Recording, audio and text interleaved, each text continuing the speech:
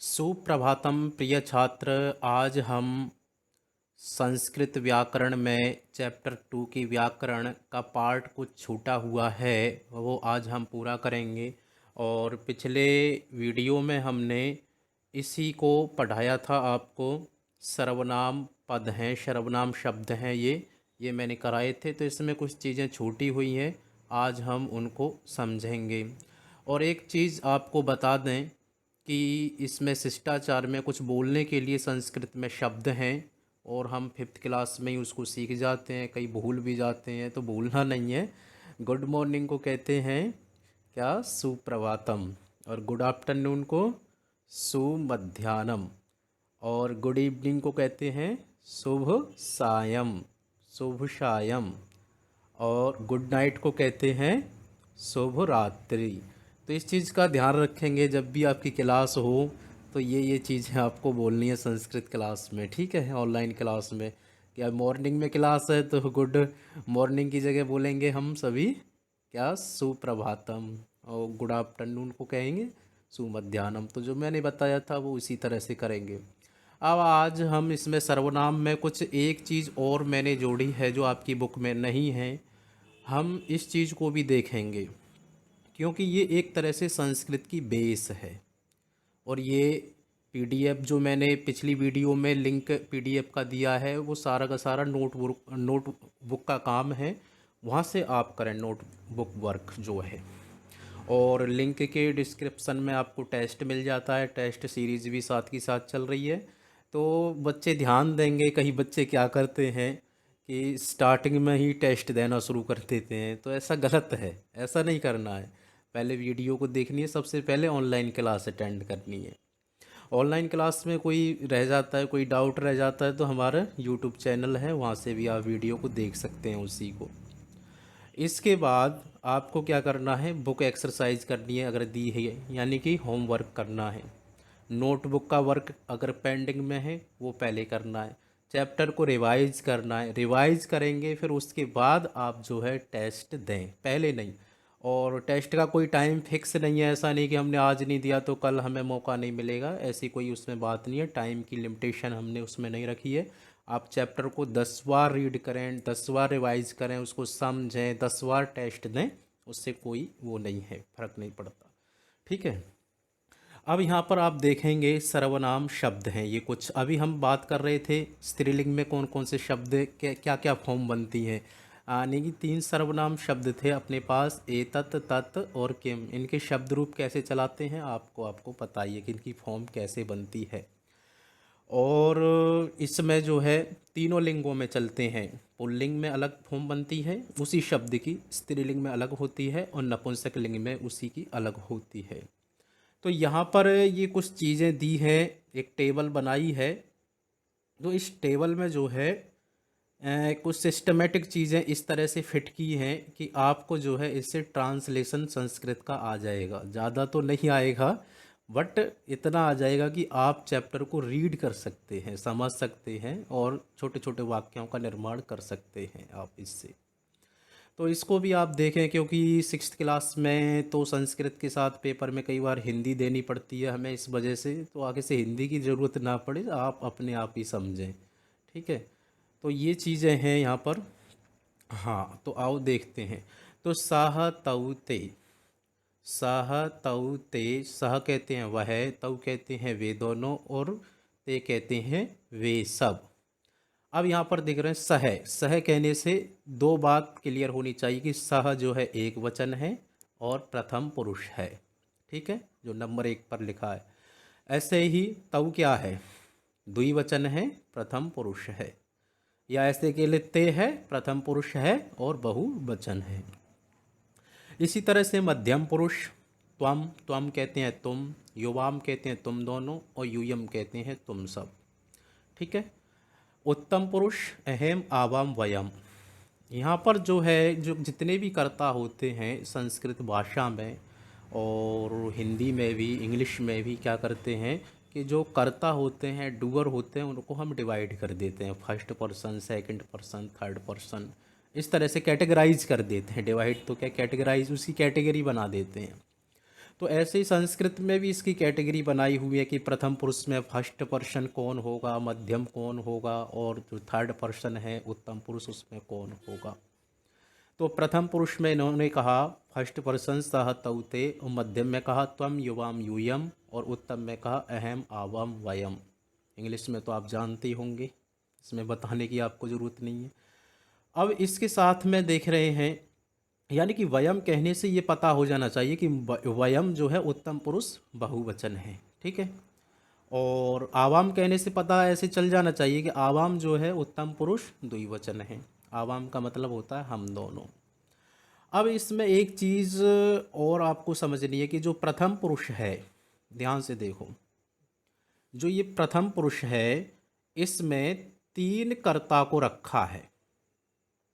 सह तौते, तीन कर्ता, तीन के साथ में और भी हम जोड़ सकते हैं और जुड़ते हैं। वो कौन से हैं?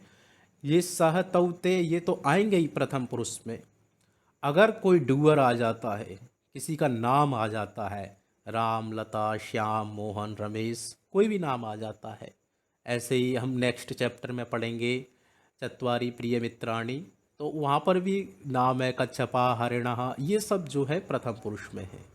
कोई भी नाम है, कोई भी, सूर्य, चांद, सितारे, कोई भी, एनीथिंग, जो भी नाम है उसको हमें प्रथम प्रथम पुरुष में रखना है। सहतवते तो है ही, इसके साथ में कोई भी नाम आ जाए तो अब वहाँ पर प्रथम पुरुष में रखेंगे कहाँ? एक वचन में रखें, द्विवचन में रखें कि बहुवचन में, जितनी संख्याएं, जैसे मान लो बालक घर जाता है तो बालक, तो एक वचन में रखेंगे। दो बालक घर जाते हैं तो द्विवचन में रखते हैं उसको। और बहुत से बालक, दो से अधिक जितनी भी संख्या होती है उसको बहुवचन संस्कृत में कहते हैं। तो हमें ये समझ में आया कि प्रथम पुरुष में सहतवते ही केवल नहीं होते, कोई भी नाम भी हो जाता है। अब यहाँ पर देखेंगे मध्यम पुरुष। मध्यम पुरुष में आप ये ध्यान दो कि मध्यम पुरुष में केवल तीन ही होंगे, चौथा कोई कर्ता नहीं आएगा, हमेशा तीन रहते हैं ये। त्वम युवाम यूयम, तीन के सिवा कोई नहीं आएगा। उत्तम में अहम आवाम वयम, तीन के सिवा और कोई नहीं आएगा। प्रथम में फिर सारे हो जाते हैं। कहने का मतलब ये है कि त्वम युवाम यूयम अहम आवाम वयम, इन छह कर्ताओं को छोड़कर जितने भी कर्ता होंगे सारे के सारे प्रथम पुरुष में होंगे। ठीक है, ये बात फाइनल है संस्कृत में, इसके आगे और कुछ नहीं है।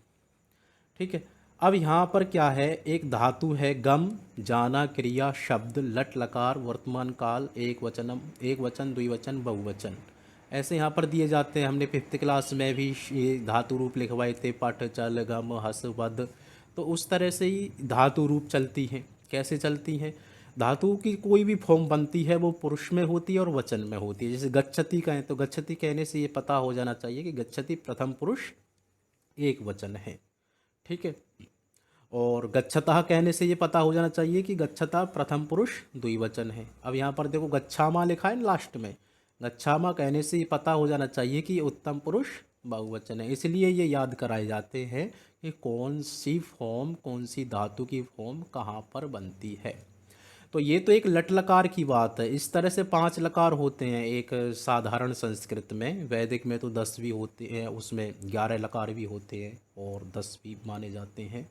बट यहाँ पर आपको 8th क्लास तक 5 लकारों का ही प्रयोग आपको देखने को मिलेगा।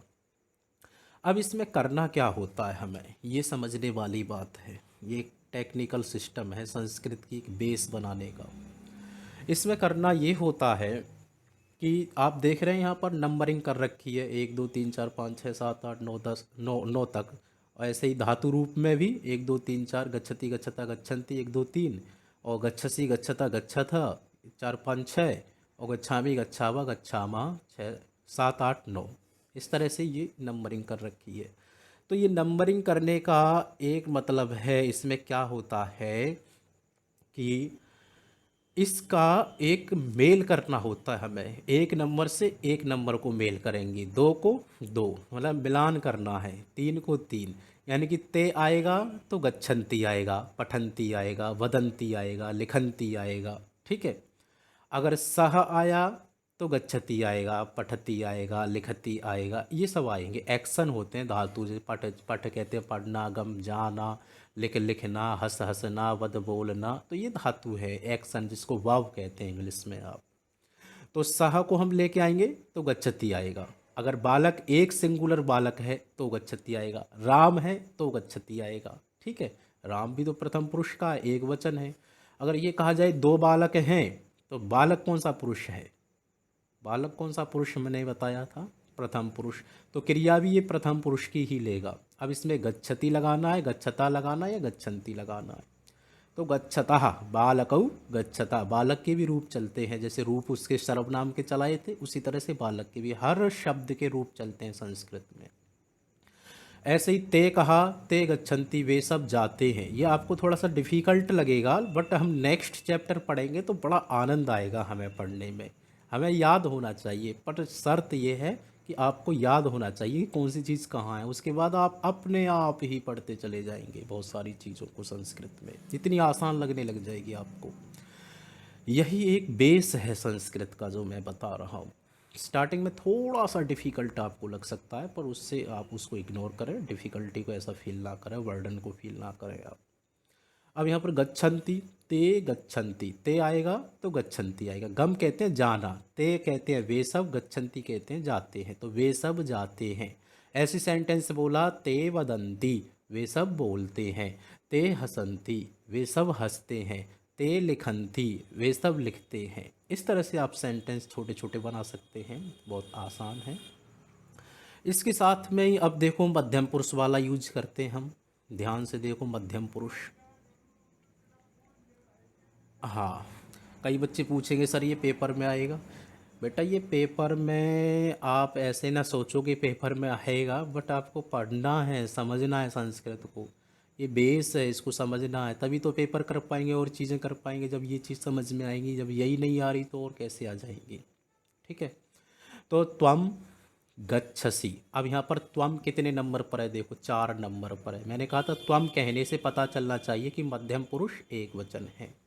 ठीक है, तो अब यहाँ पर क्रिया भी मध्यम पुरुष एक वचन की क्या है? गम धातु क्या बन रही है? गच्छसि, त्वम गच्छसि।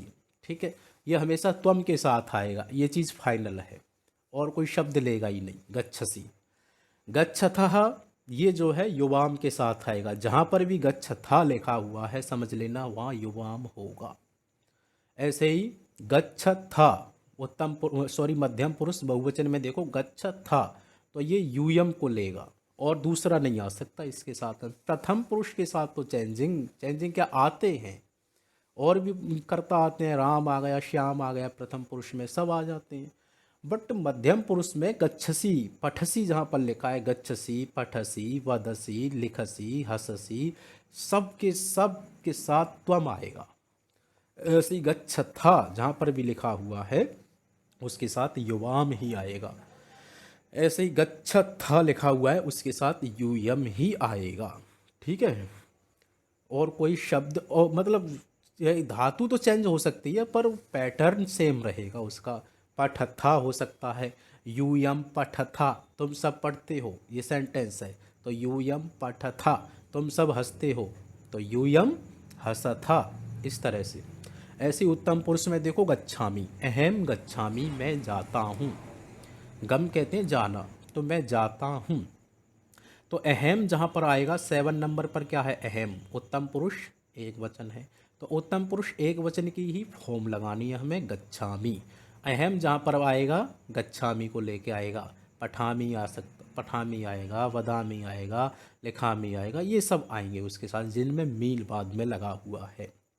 यानी कि मैं जाता हूँ तो अहम गच्छामी, मैं लिखता हूँ अहम लिखामी, मैं बोलता हूँ अहम वदामी। ऐसे ही कहा हम दोनों, वही आवाम कहते हैं हम दोनों जाते हैं, आवाम गच्छावह। हम दोनों पढ़ते हैं, आवाम पठावह। हम दोनों लिखते हैं, आवाम लिखावह। ठीक है, ऐसे ही वयम कहते हैं हम सब जाते हैं, वयम गच्छामः। अब ऐसे गलती ना करना, वयम गच्छति गलत हो जाएगा। 9 नंबर पर वयम है तो गच्छामः भी 9 नंबर वाला लगाना है आपको, इस तरह से। तो इस तरह से आप सेंटेंस छांट भी सकते हैं आपकी बुक में, उसको अंडरलाइन कर सकते हैं चैप्टर में आप देख सकते हैं जो प्रिय चत्वारी प्रिय मित्राणी, उस चैप्टर में और भी चैप्टर हैं, वहाँ पर भी जितनी भी संस्कृत आपको लिखी मिलेगी वहाँ पर ये चीज़ ये नियम ही फॉलो होगा वहाँ पर, ये समझना है। ठीक है। और भी कोई इसमें कोई डाउट आपको रह जाए तो आप मैसेज कर सकते हैं, कॉल कर सकते हैं किसी भी वक्त। अब इसके साथ में क्या है, कारक है। कारक, कारक चिन्ह, विभक्ति, नीचे देखो ये थोड़ी सी विभक्ति है, इसको भी समझना है। हिंदी में होती है इस तरह से, प्रथमा ने, कर्ता ने कर्म को करण से द्वारा संप्रदान के लिए अपादान से अलग होना, संबंध का के की रा रे री, अधिकरण में पर संबोधन हे ओ अरे, इस तरह से हिंदी में भी होती है, संस्कृत में भी होती हैं ये विभक्ति। तो ये अप्लाई किसके साथ होती है ये समझो। ये क्या होता है, अब जैसे यहाँ पर सर्वनाम शब्द मैंने कराए थे आपको, ए तत् तत् जो भी है, इस तरह से ये शब्द की फॉर्म चलती है। यानी कि दो चीज़ होती है संस्कृत में मुख्य रूप से, एक तो शब्द होते हैं, एक धातु होते हैं। शब्द कहते हैं संज्ञा, जिनको नाउन कहते हैं, नाउन प्रोनाउन दोनों। ठीक है। और धातु जो होती है उसको वाव कहते हैं। धातु चलती हैं लकारों में और शब्द रूप चलते हैं, शब्द रूप इस तरह से चलते हैं जैसे ये ऐशा एतौ एते, यानी कि विभक्ति में। शब्द रूप विभक्ति में होते हैं और धातु रूप लकारों में होते हैं, पुरुषों में होते हैं। इस चीज़ का ध्यान रखेंगे आप, नहीं तो करने लग जाते हैं। जैसे राम का शब्द रूप चलाना है तो रामः रामौ रामः, रामम रामौ रामान, ऐसे चलाते हैं। तो कई बार छात्रों को समझ में नहीं आता, कई बार वो कर देते हैं ऐसे पठती पठता पठंती, इस तरह से रूप चलते हैं तो रामति रामता रामंती, गलत हो जाएगा। बालकति बालकता बालकंती, ये गलत हो जाएगा। ठीक है।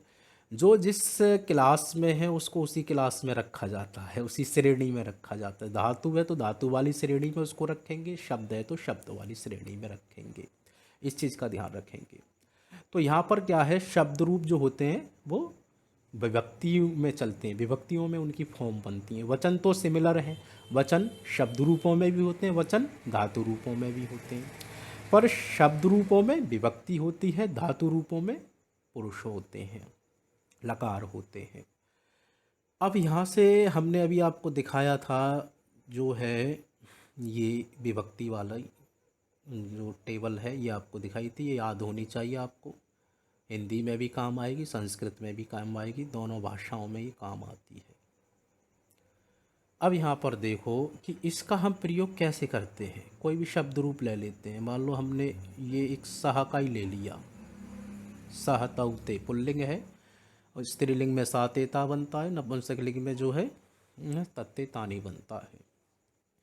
अब वहाँ पर हम पढ़ के आए हैं कर्ता ने कर्म को करण ने से द्वारा संप्रदान के लिए, साथ में क्या है वहाँ विभक्ति भी दी हुई है। देखो यहाँ पर ध्यान से देखो, देखो यहाँ पर यहाँ विभक्ति है ना, प्रथमा ने कर्ता, कर्ता ने कौन सी विभक्ति है, प्रथमा विभक्ति। कर्म को विभक्ति कौन सी है, द्वितीय विभक्ति। करण से द्वारा कौन सी विभक्ति है, तृतीया विभक्ति। संप्रदान के लिए विभक्ति कौन सी है, चतुर्थी विभक्ति। तो यही सिस्टम यहाँ पर फॉलो करना है हमें। कोई भी शब्द रूप मिल जाता है हमें, और भी शब्द रूप आपको आएंगे, आनंद आएगा पढ़ने में संस्कृत। हाँ, तत् की बात कर रहे थे हम, सह ले लेते हैं ये। तो सह क्या है, प्रथमा विभक्ति है, एक वचन है। ठीक है, प्रथमा विभक्ति एक वचन, तो क्या है कारक उसका, अभी हमने नीचे टेबल अभी दिखाई थी हमने आपको, उसमें क्या है कर्ता कारक है, चिन्ह क्या है ने, तो मीनिंग हो जाएगी सह उसने। ठीक है, वह या उसने, ऐसे ऐसी बालकः का रूप लिखेंगे तो बालकः प्रथमा विभक्ति एक वचन में होगा तो बालक ने। ठीक है। अब द्विवचन में देखो तौ बना। ठीक है, द्विवचन में कोई भी शब्द ले लेते हैं, बालकौ, द्विवचन में क्या बनेगा बालकौ, तो दो बालकों ने, बालक कर्ता हो गया प्रथमा विभक्ति और ने चिन्ह आ गया। ऐसे ही ते ले लिया तो वहाँ पर बहुवचन में क्या बनता है बालक का, बालकाः, प्रथमा विभक्ति बहुवचन में क्या बनेगा बालकाः।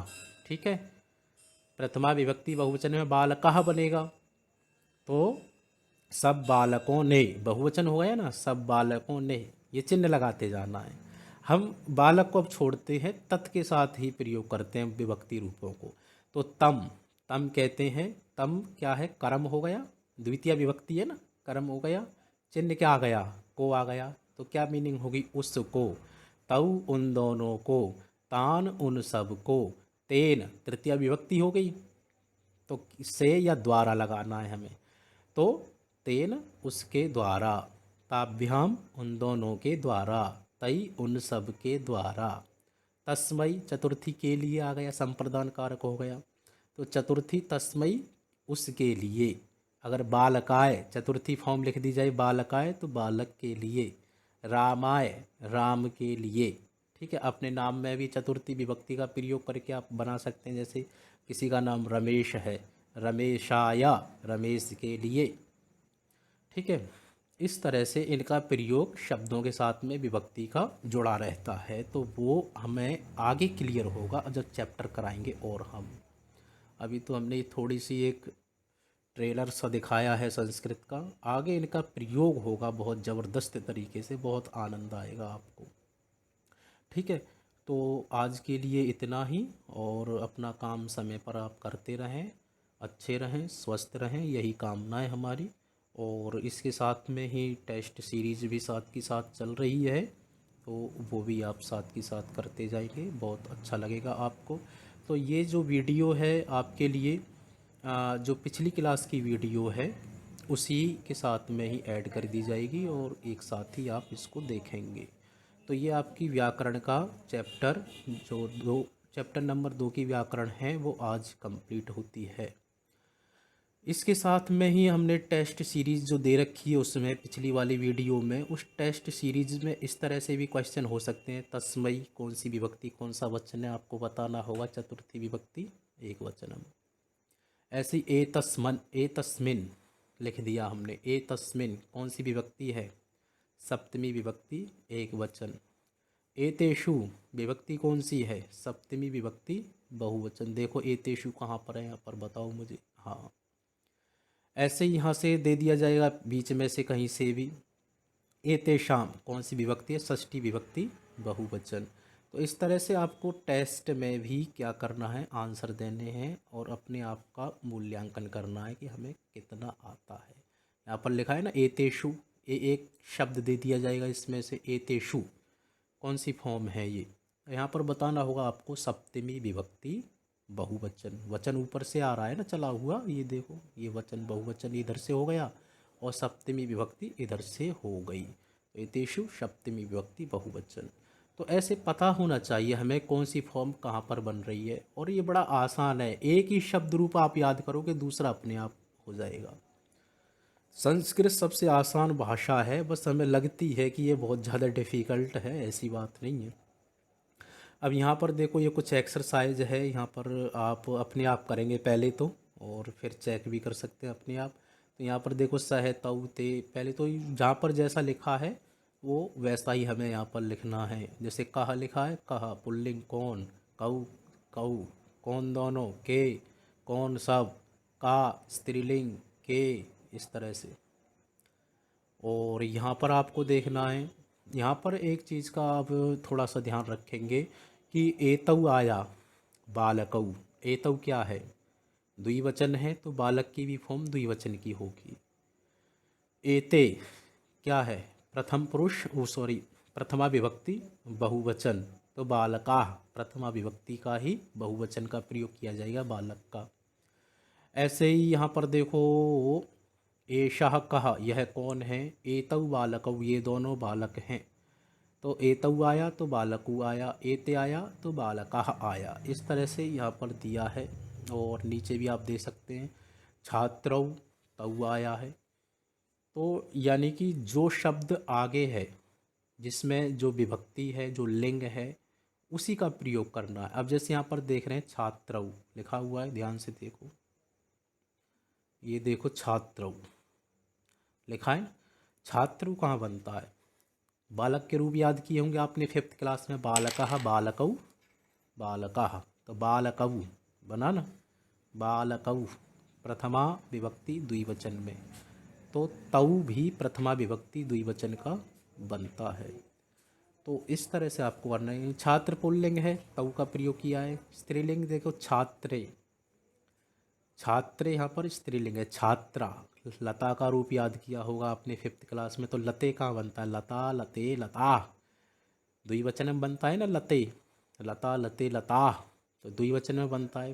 पुरानी नोटबुक भी देख सकते हैं आप उसमें इसकी मदद के लिए। तो लते बना है तो ते आया है, क्योंकि सा ते ताह, स्त्रीलिंग में तत् का क्या बना है, ते, सा ते ताह, इस तरह से बना है। तो द्विवचन है तो छात्रे द्विवचन है, तो स्त्रीलिंग वाली भाई तत् का स्त्रीलिंग की फॉर्म द्विवचन की प्रयोग करनी है, छात्रे, उसी विभक्ति की, उसी लिंग की, उसी वचन की, ये चीज़ है। ठीक है, ओके बाय, गुड नाइट।